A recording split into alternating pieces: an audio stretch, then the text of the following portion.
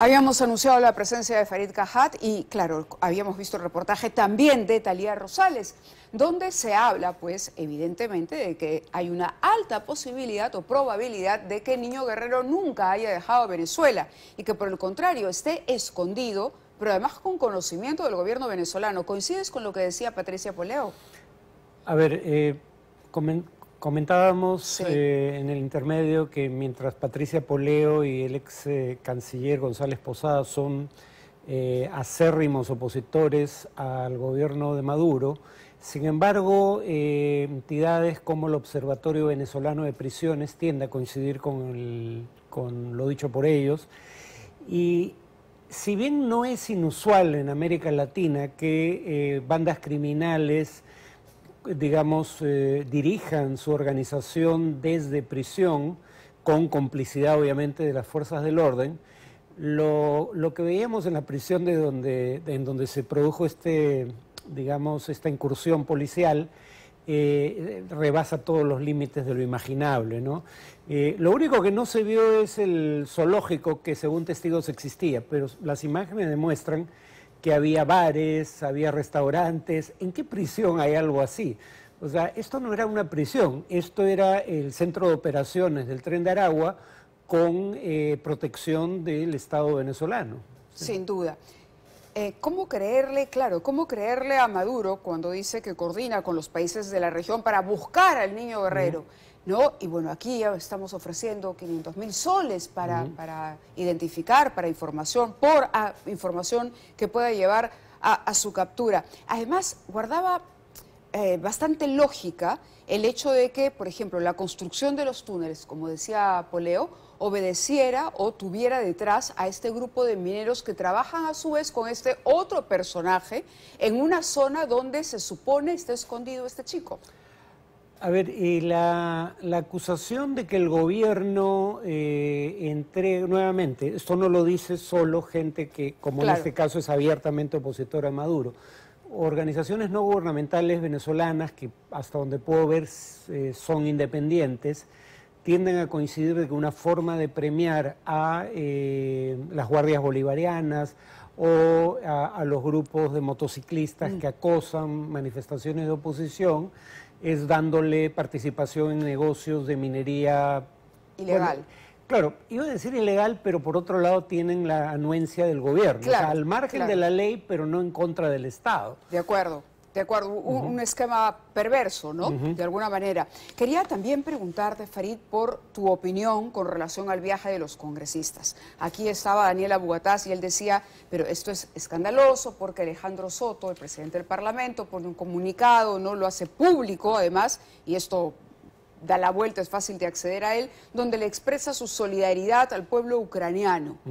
¿No? Sin embargo, los señores, de alguna manera zanjando, porque al mismo tiempo él dice, no han pedido permiso, la mesa directiva no autorizó, ojo, entonces marca una distancia con el grupo de congresistas que viajó a Rusia. ¿Esto podría tener algún impacto, dirías tú, en la imagen del Perú?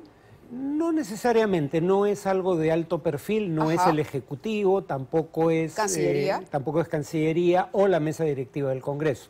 Son un par de congresistas que lo hacen de motu propio, pero sí faltan a normas internas si es que viajaron sin permiso. Es bueno que no hayan recibido financiamiento o algún tipo de patrocinio del Congreso, pero en todo caso, si viajaron por cuenta propia, como decía tu invitado anterior, probablemente debieron dejar de cobrar su sueldo como congresistas durante la vigencia del viaje.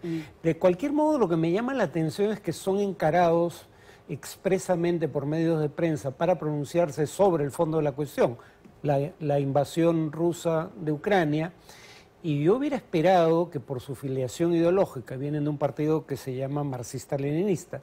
En el caso de los de Perú Libre, por lo menos. En el caso de Perú Libre, por lo menos. Y bueno, además pidió también, el que sí pidió permiso para viajar, pero al Poder Judicial fue Cerrón y no se le autorizó.